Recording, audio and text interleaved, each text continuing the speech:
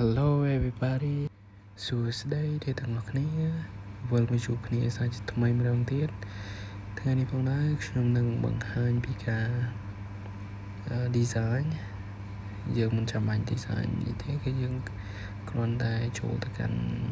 website មួយដែលមានឈ្មោះថា freepik.com អញ្ចឹង website នេះគឺងាយស្រួលសម្រាប់អ្នកដែលចង់ design អ្វីផ្សេងៗដូចជា design ទៅនឹង Facebook cover ទៅនឹង page ទៅនឹង YouTube thumbnail ស្អីគឺមានសម្បូរបែបតែម្ដងហើយវាមានភាពងាយស្រួលក្នុងការប្រើប្រាស់អញ្ចឹងយើងគ្រាន់តែចូលទៅក្នុង page ហ្នឹងទៅហើយយើងអាច search នៅកន្លែងនោះយើង search នេះក៏បានដែរហើយយើងគ្រាន់តែ set ថានេះខ្ញុំឧទាហរណ៍គឺខ្ញុំលើកយក Facebook cover មកធ្វើជាឧទាហរណ៍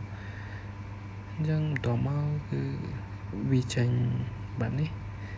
ហើយយើងចង់បានការ design បែបនេះគឺយើងចូលទៅហើយយើងនឹងឃើញពាក្យថា download ហើយយើងចុច download មក free download សម្រាប់ file ខ្លះគឺគេដាក់លក់អញ្ចឹងfile ដែលមានរូបភាពមកកត់នៅលើអញ្ចឹង file គេលក់អញ្ចឹងយើងយកតាណា free មកបន្ទាប់ពីបានមកយើង open ហើយfile ខ្លះវាជា Photoshop ខ្លះជា Illustrator អញ្ចឹងបើសិនយើងមានអាពីរហ្នឹងគឺល្អអញ្ចឹងអានេះជា Photoshop អញ្ចឹងចូលមកកាន់ Photoshop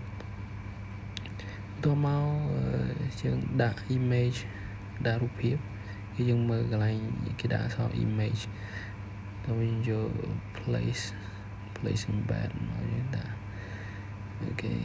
វាងាយស្រួលទេហើយយើងដាក់រូបលើទៅយើងអាចយកមកដាក់ទៅលើ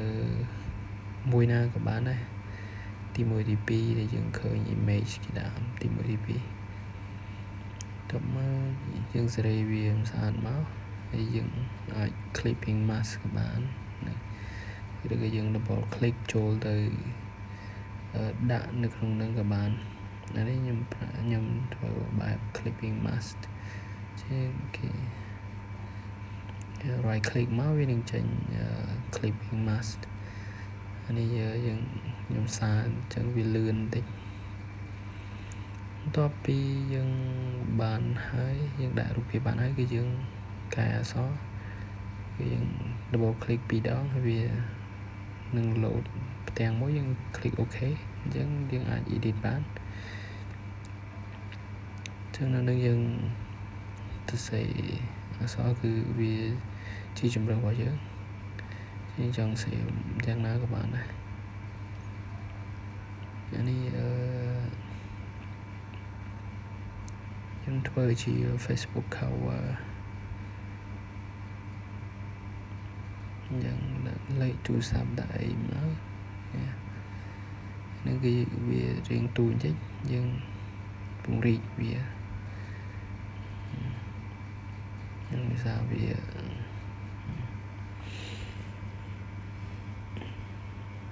អូខេបើមកយើង edit ធ្វើម៉េចមើលទៅឲ្យសមរម្យឲ្យមើលទៅយើងពេញចិត្តអញ្ចឹងយើងពេញចិត្តហើយយើង save ទុកទៅនេះយើងសេរីមើលទៅឲ្យវាល្មមមើលទៅឲ្យស្អាតអញ្ចឹងតមកនឹងខ្ញុំ save ជា JPEG អញ្ចឹងយើងរើសទីតាំងទៅដាក់ desktop ហើយយើងដូរអក្សរតិចតួចទៅហើយ hit OK តមកបើកមើលមកOh my god អូខេអរគុណសម្រាប់ការទស្សនា